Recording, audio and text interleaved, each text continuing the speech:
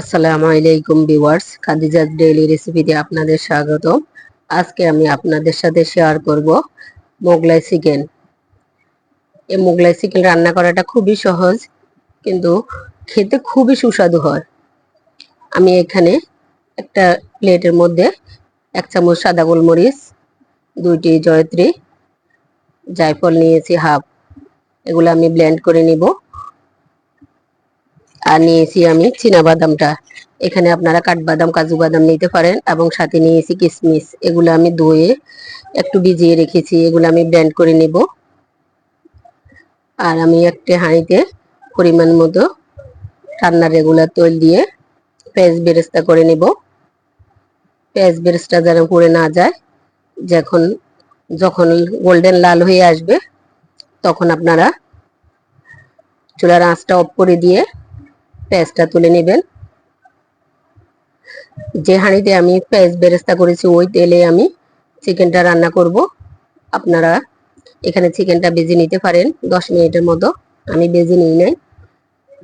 আমি এখানে আধা কাপ পরিমাণ পেঁয়াজ দিয়েছি, সাথে দিয়েছি 4-5টা কাঁচামরিচ ফালি করে, এলাচ দিয়েছি 7-8টি, লং দিয়েছি 4-5টি, শাহি জিরা দিয়েছি হাফ চামচ, বড় এলাচ দিয়েছি অর্ধেক, এবং দারচিনি দিয়েছি 2 টুকরো।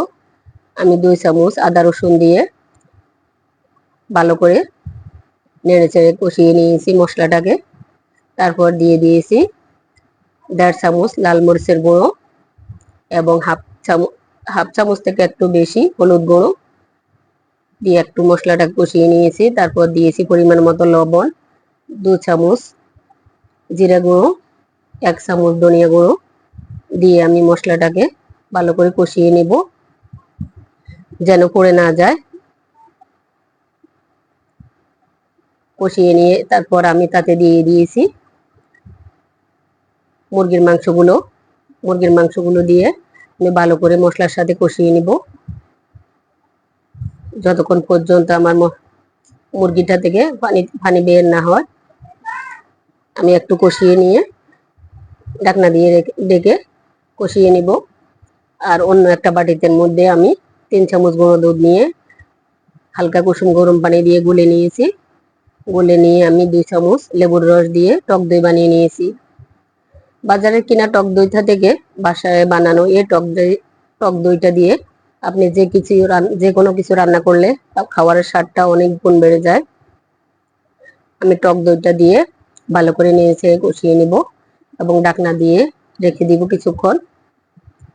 আমি ঢাকনা দিয়ে রাখার পর আমার চিকেনটা থেকে অনেকগুলো পানি বের হয়েছে।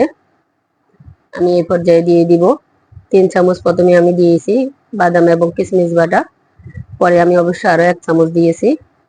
আর আমি যে মশলাটা গুঁড়ো করে রেখেছি সাদা গোলমরিচ, জায়ফল, জয়ত্রী, ওটা থেকে দিয়েছি আমি হাফ, দিয়ে আমি ভালো করে কষিয়ে নিব।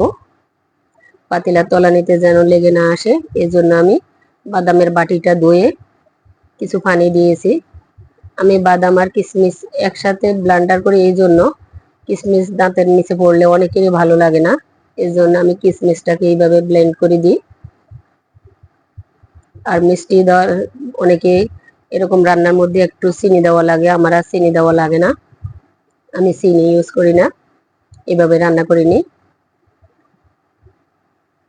আমি কিছুক্ষণ কষিয়ে নিয়ে মুরগিগুলোর মধ্যে 1 চামচ এক এক কাপ পরিমাণ পানি দিয়েছি, 5-6টি কাঁচামরিচ আগা ভেঙে দিয়েছি।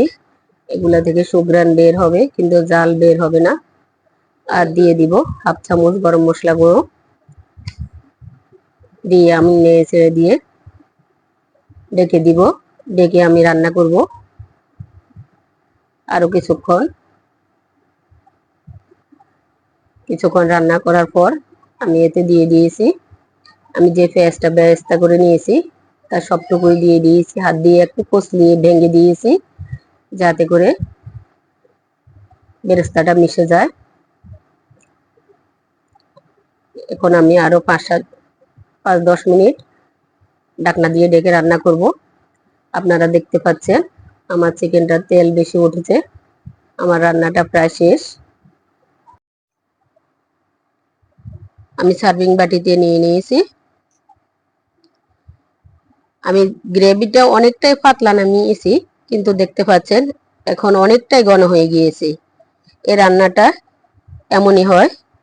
আপনাদের যদি এই রেসিপিটি ভালো লেগে থাকে তাহলে আমাকে লাইক করবেন, কমেন্ট করে জানাতে ভুলবেন না এবং সাবস্ক্রাইব করে আমার সঙ্গে থাকবেন।